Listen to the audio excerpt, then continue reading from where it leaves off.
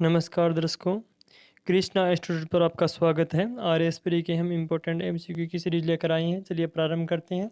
History इतिहास के अंदर सबसे पहले हम प्राचीन भारत का पार्ट देखते हैं कि सिंधु घाटी सभ्यता के स्तर बहुत बार एग्जाम में पूछा जाता है। मिलान वाली क्वेश्चन का मांडा किससे संबंधित है? जम्मू कश्मीर के अंदर।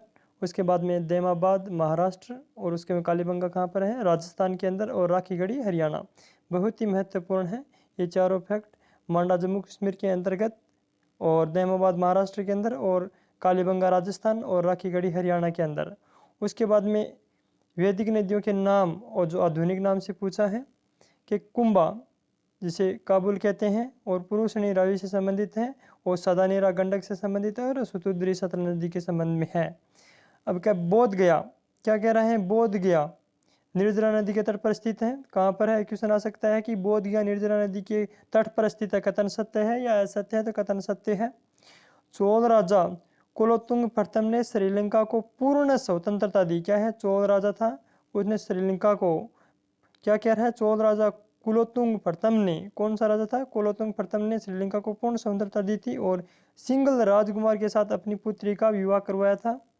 अब मिडिल हिस्ट्री के पार्ट है कि अलाउद्दीन मसूद शाह के सिक्कों पर बगदाद के अंतिम खलीफा का नाम सर्वप्रथम अंकित हुआ। क्या कह रहा है? अलाउद्दीन मसूद शाह के सिक्कों पर बगदाद के अंतिम खलीफा का सर्वप्रथम अंकन हुआ। प्रसिद्ध जैन आचार्य हरिविजय सूरी को अकबर ने बहुत सम्मान किया या सम्मानित किया था। औरंगजेब की मृत्यु के समय, क्या कह रहा है? औरंगजेब की मृत्यु के समय मराठा नेतृत्व ताराबाई के हाथों में था। अब मॉडर्न हिस्ट्री के पार्ट देख लेते हैं का लंदन में ब्रिटिश इंडिया कंपनी के गठन के समय भारत का बादशाह अकबर था। यह आपको पता होना चाहिए कि ईस्ट इंडिया कंपनी का गठन हुआ उस समय भारत में शासन कौन कर रहा था? अकबर कर रहा था। उसके बाद में प्रथम विश्व युद्ध के दौरान अफगानिस्तान में एक अंतरिम सरकार बनी। जो प्रथम विश्व युद्ध हुआ था उस समय अफगानिस्तान में एक अंतरिम सरकार बनी, जिसके प्रेसिडेंट कौन थे? ये आता है तो राजा महेंद्र प्रताप थे।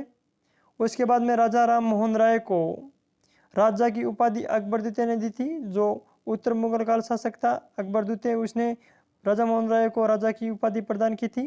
अब शारदा अधिनियम के अंतर्गत लड़कियों और लड़कों की विवाह की न्यूनतम आयु कौन क्या थी? तो 14 वर्ष और 18। अब क्या? विठल भाई पटेल, क्या है? विठल भाई पटेल 1925 में सेंट्रल लेजिस्लेटिव असेंबली के अध्यक्ष चुने गए थे। चलिए, इससे अधिक क्वेश्चन हम अगली कक्षा में अध्ययन करेंगे। धन्यवाद।